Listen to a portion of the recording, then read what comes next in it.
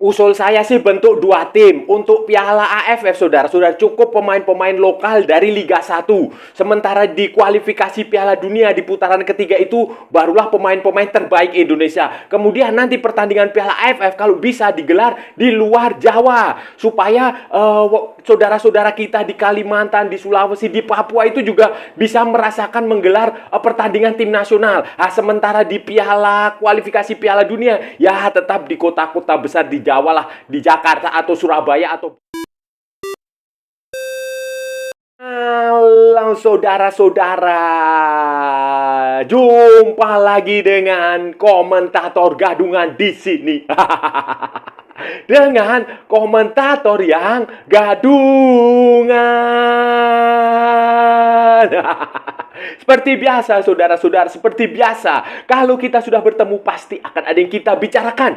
Akan ada yang kita cakap, kita ulas, kita analisis, kita cangkeman, kita gibahin.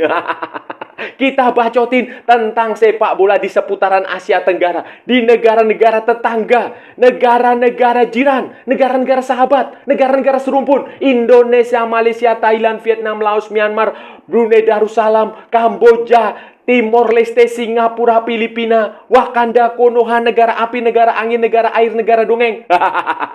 Dan sekitarnya. Semua akan kita bicarakan secara fair, secara jujur, secara adil, tanpa muatan politik, tanpa kebencian, tanpa provokasi, hanya berdasarkan fakta dan bukan klaim semata, saudara-saudara, baik yang sudah lama maupun yang terkini. Bebas, saudara-saudara, bebas, bebas, bebas. Yang penting sopan.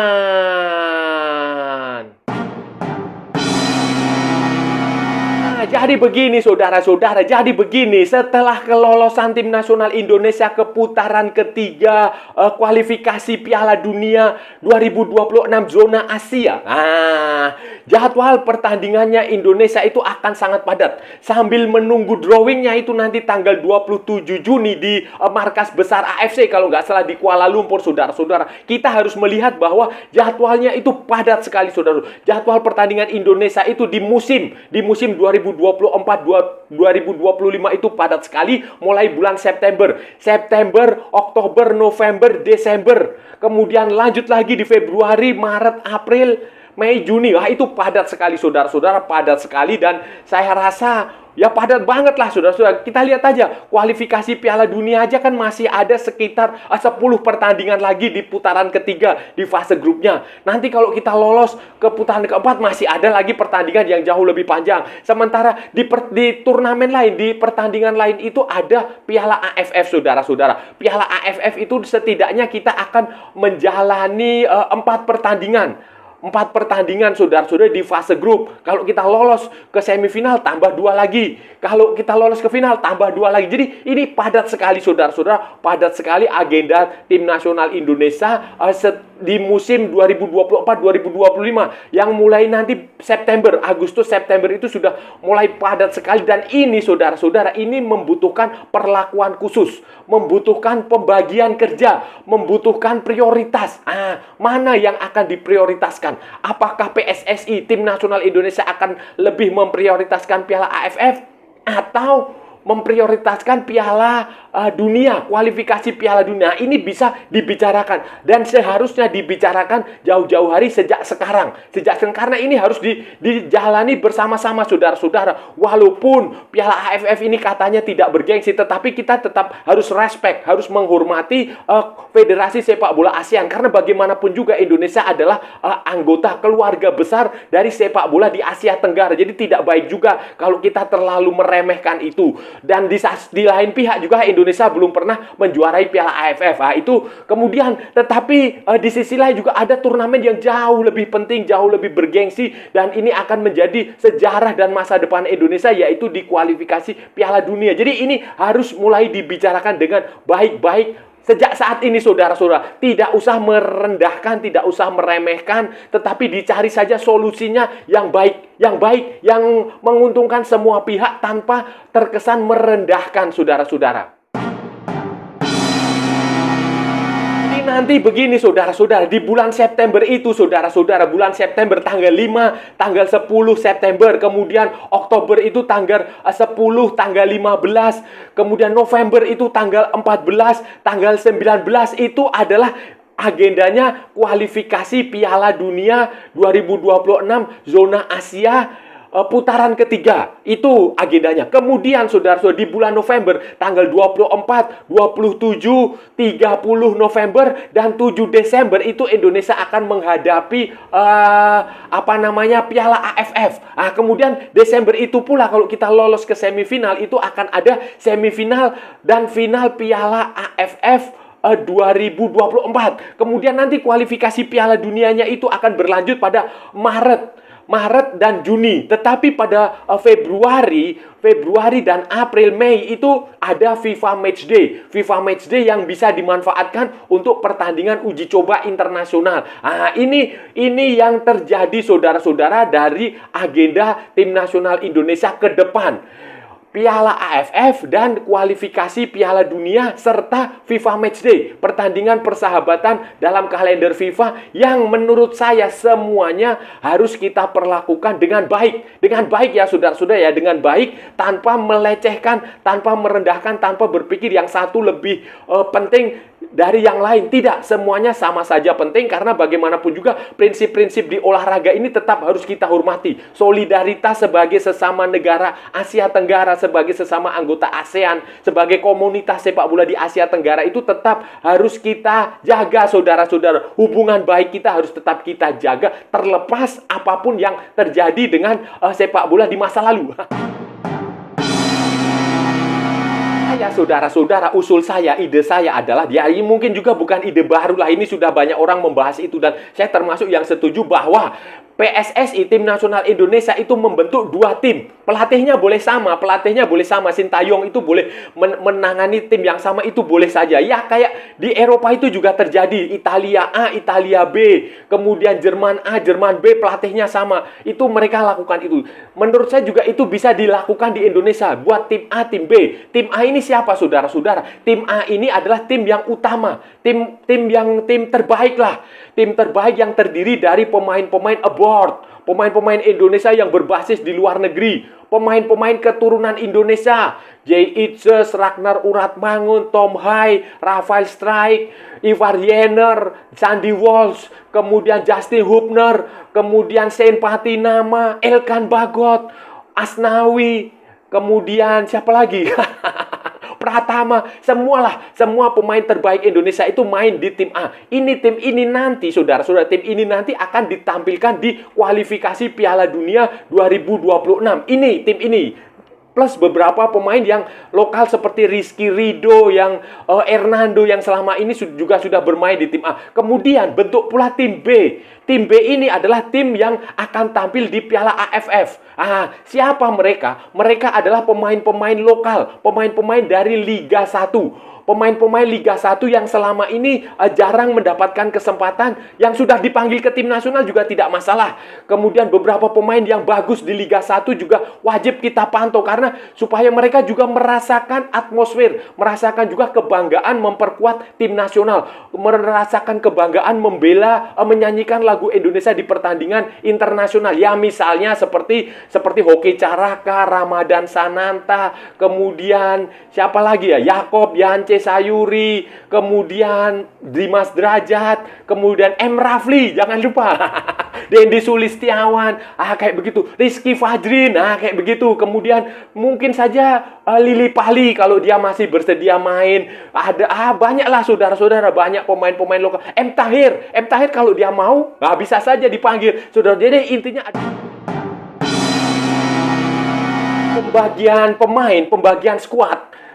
Perlu juga diperhatikan adalah pembagian tuan rumah pertandingan tim nasional Indonesia. Jadi jangan semua pertandingan tim nasional itu digelar di Jakarta, digelar di Stadion Utama Gelora Bung Karno. Karena Indonesia itu dari Sabang sampai Merauke, dari Pulau Rote sampai Pulau Miangas, dan tidak semua orang itu bisa tinggal di Jakarta. Jakarta itu penduduknya hanya 7 juta, 8 juta, sementara sisanya yang 200 juta lebih itu menyebar di seluruh Nusantara. ini. Jadi itu menurut saya pembagian jangan hanya di Jakarta. Ya bolehlah, misalnya ini ya usul saya nih ya, usul saya. Misalnya kualifikasi Piala Dunia 2026 ini putaran ketiga bisa saja digelar di Surabaya atau di Bandung. Dan tampaknya nanti di bulan September Oktober itu akan bermain di Surabaya karena akan ada kedatangan tamu dari pemimpin umat Katolik dunia akan datang ke Jakarta dan mengadakan misa di Stadion Utama Gelora Bung Karno. Jadi tidak masalah, itu bagus lah.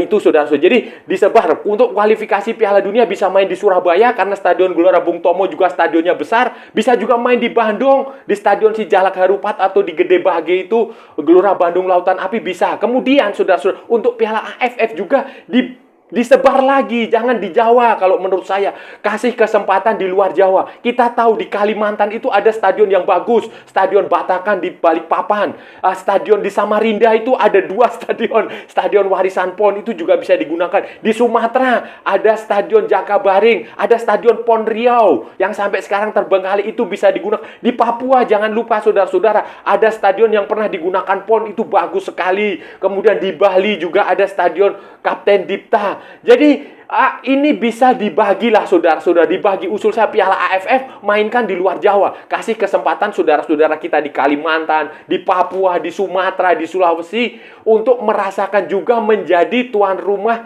penyelenggara Piala Dunia, pertandingan tim nasional. Jadi bukan hanya di Jawa atau Bali saudara-saudara. Ini untuk pemerataan supaya semua orang itu merasa bahwa tim nasional itu yang milik Indonesia. Ya ini kayak di luar negeri lah. Spanyol itu kalau tim nasionalnya main tidak hanya main di Madrid atau di Barcelona, kadang dia main di Eibar, kadang dia main di Mallorca, kadang dia main di Sevilla, di kota-kota kecil pun dia main. Saudara, kayak di LC itu mereka main. Begitu pula Italia itu main di Empoli, main di Lecce, main di Bari, kayak begitu ya. Ini usul saya saja saudara, supaya semua orang itu merasa bahwa ya ini tim nasional Indonesia, bukan tim nasional Jakarta.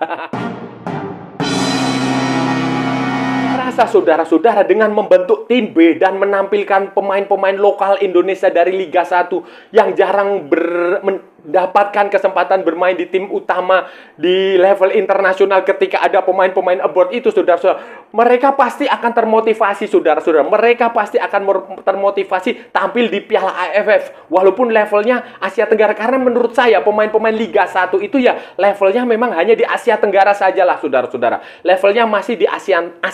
Kalau pemain-pemain keturunan itu memang dia bisa levelnya bisa menaikkan level Indonesia sampai ke Asia, sampai ke dunia bisa. Asia lah minimal. Tetapi kalau pemain-pemain Liga 1 ya level dia memang baru sampai sebatas Asia Tenggara. Dan saya rasa juga negara-negara tetangga seperti Thailand, seperti Malaysia juga pasti akan lebih banyak pemain-pemain dari liga lokal. Mereka pasti kalaupun punya pemain abroad itu pasti tidak akan diberi kesempatan main di Piala AFF. Dan menurut saya itu juga bagus. Jadi pemain lokal Indonesia akan termotivasi untuk tampil di Piala AFF. Bagaimanapun juga saudara-saudara, ini harus diingat. Kadang ini saya juga ini autokritik saja kepada kita. Kadang saya juga heran kepada orang-orang yang terlalu meremehkan Piala AFF, seolah-olah ini tidak penting, ini tidak usah begitu saudara-saudara. Bagaimanapun semua pertandingan, semua turnamen itu penting untuk dimenangkan, terlepas dari kadarnya saja. Ada yang level 1, level 2, level 3, begitu. Menurut saya ini tetap harus kita mainkan dengan serius menggunakan tim B itu tadi. Karena bagaimanapun juga Indonesia itu belum pernah menjuarai Piala AFF saudara-saudara. Kita kalah dari Malaysia, kita kalah dari Vietnam, apalagi dari Thailand, dari Singapura. Jadi sudah sepatutnya juga kita berusaha mengejar, tetapi tidak usah terlalu ngoyo istilahnya. Anggap aja iseng-iseng berhadiah.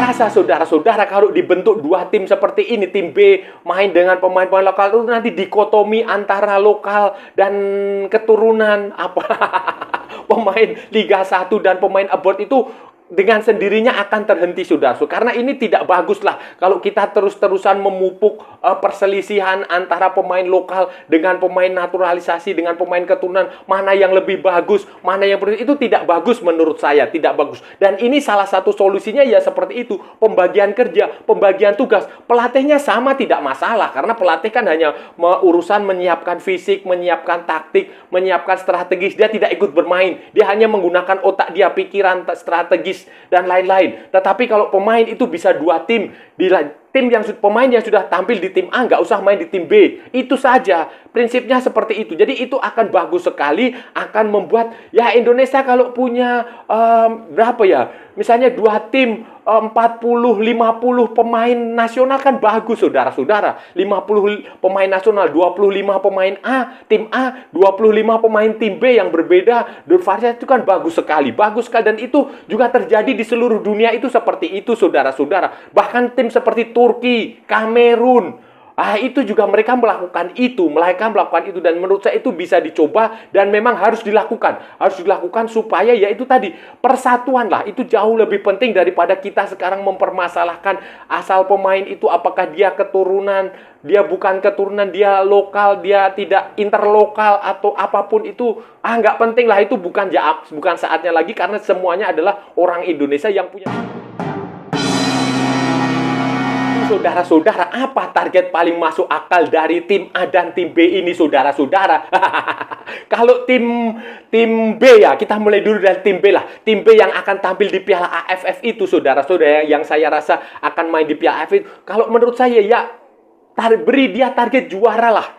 Target itu ya harus juara kalau di level Asia Tenggara. Walaupun kita main dengan pemain-pemain dari Liga 1. Dan saya rasa cukuplah pemain-pemain di Liga 1 untuk misalnya kita nanti berhadapan dengan Myanmar, kita berhadapan dengan Laos, kita berhadapan dengan Vietnam, kita berhadapan dengan Filipina di Piala AFF itu, fase grup itu saya rasa cukup. Nanti kalau dia lolos ke semifinal, kemungkinan kita akan bertemu Malaysia, atau Singapura, atau Thailand. Itu juga dengan pemain-pemain Liga 1 itu cukup. Jadi beri mereka target juara. Karena kalau beri mereka target juara, kemudian melesetnya pun ya semifinal kah, atau runner up juga tidak masalah. Jadi tetapi tidak diberi mereka beban terlalu berat. Biarkan mereka enjoy saja. Kemudian saudara-saudara, untuk kualifikasi Piala Dunia 2026 zona Asia di putaran ketiga, kalau menurut saya ini ya, target yang paling realistis, paling masuk akal bagi Indonesia itu adalah lolos ke putaran keempat.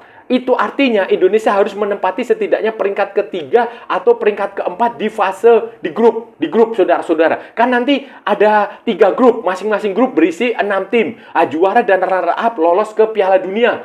Berarti akan ada 1, 2, 3, 4, 5, 6. Sementara 6 tim lainnya akan lolos ke putaran keempat. Nah, di putaran keempat itu nanti akan dibagi menjadi 2 grup yang berisi 3 tim. Juara-juaranya itu akan langsung lolos ke Piala Dunia. Itu menurut saya proses dari situ jauh lebih masuk akal. Kalaupun kita nanti pada akhirnya gagal di putaran keempat itu, masih ada playoff. Jadi menurut saya lebih realistis kalau Indonesia mencoba lolos ke Piala Dunia lewat putaran keempat maupun putaran kelima playoff. Saudara-saudara, itu tadi pembahasan kita hari ini, saudara-saudara. Kita sudah bicara panjang lebar dari A sampai Z, dari barat sampai ke timur, dari utara sampai ke selatan, dari Sabang sampai Merauke, dari Pulau Rote sampai Pulau Miangas. Semua sudah kita bicarakan, semua sudah kita bahas, semua sudah kita ulas, semua sudah kita analisis, semua sudah kita bacotin, semua sudah kita gibahin. Semua sudah kita cangkeman tentang jadwal padat pertandingan tim nasional Indonesia mulai musim 2024-2025, saudara-saudara. September, Oktober, November, Desember itu padat. Jadwalnya full, pertandingan-pertandingan tim nasional di level senior itu padat sekali. Kemudian nanti berlanjut lagi di bulan Maret, Februari, Maret, April, Mei, Juni. Padat, saudara-saudara, padat, dan ini membutuhkan prioritas dan membutuhkan 2 tim. Kalau menurut saya tim A, tim B itu harus mulai dipertimbangkan sejak sekarang. Tim A itu adalah tim utama, tim yang terdiri dari pemain-pemain terbaik Indonesia, pemain-pemain abroad, pemain-pemain keturunan itu masuk semua di tim A. Itu nanti tampil di kualifikasi Piala Dunia 2026 zona Asia putaran ketiga. Karena masih ini penting sekali, lebih penting lah. Kemudian tim B itu dibentuk yang terdiri dari pemain-pemain lokal dari Liga 1, Liga Indonesia. Ya, baik pemain muda ataupun pemain yang senior dibentuk semua ke situ. Pemain-pemain yang masuk dari Liga 1 kemudian ditampilkan di Piala AFF, saudara-saudara. Piala AFF 2024. Bagaimanapun juga, saudara-saudara, kita tidak boleh menyepelekan. Kita tidak boleh memandang sinis. Kita tidak boleh meremehkan. Bagaimanapun juga, turnamen tetap turnamen dan kita juga harus menghargai kerja AFF. Karena bagaimanapun juga, Indonesia itu menjadi bagian dari AFF. Bagian dari keluarga besar Asia Tenggara, sepak bola ASEAN. Jadi kita harus respect, tetap kita harus mengirimkan tim, walaupun bukan tim utama, saudara-saudara, walaupun bukan tim utama. Dan ide saya, usul saya adalah pertandingan Piala AFF jangan digelar di Jakarta atau di Jawa, tapi gelar saja di luar Jawa.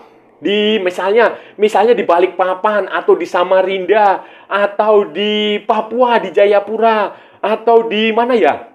Palembang atau pokoknya di luar Jawa lah, supaya terjadi pemerataan, supaya saudara-saudara kita di luar Jawa itu juga merasakan bagaimana menjadi tuan rumah pertandingan tim nasional, walaupun itu di level Asia Tenggara, saudara-saudara.